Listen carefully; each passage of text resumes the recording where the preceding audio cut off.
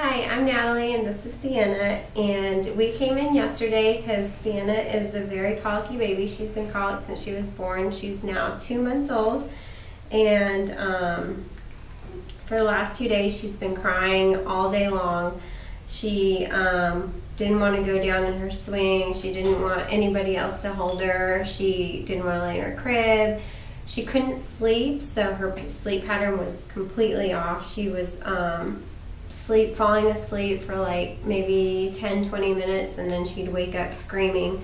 And so I had a feeling that something was wrong other than the gas, and I brought her into Dr. Dilliard's office. I was referred by one of the receptionists up front, and the receptionist was really kind. She made sure that I knew that I could set an appointment easily, and I came in and got in the very next day. And the whole time we got in here, Sienna had been crying in the car seat. So when I brought her in, she was screaming. Everybody knew her, and they're like, "It's okay, the office is clear, she's fine." And so once we finally got, after a thorough questionnaire, they wanted to know everything from how she sounded to how long her crying lasted, her sleep pattern. They were very thorough.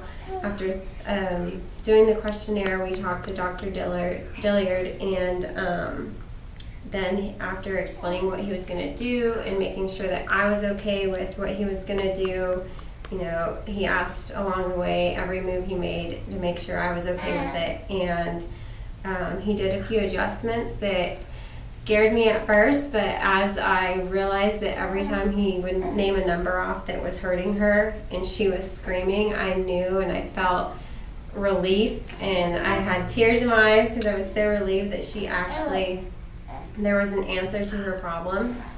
And he did her adjustment, and we left, and while she was in the car seat, I actually got her in, and she didn't scream, and she did about 10 minutes on the way home, and she was fine. And then she started crying and getting upset. I don't know if it was because she was tired or because she was in pain, but that was improvement from screaming the whole 20 minutes over.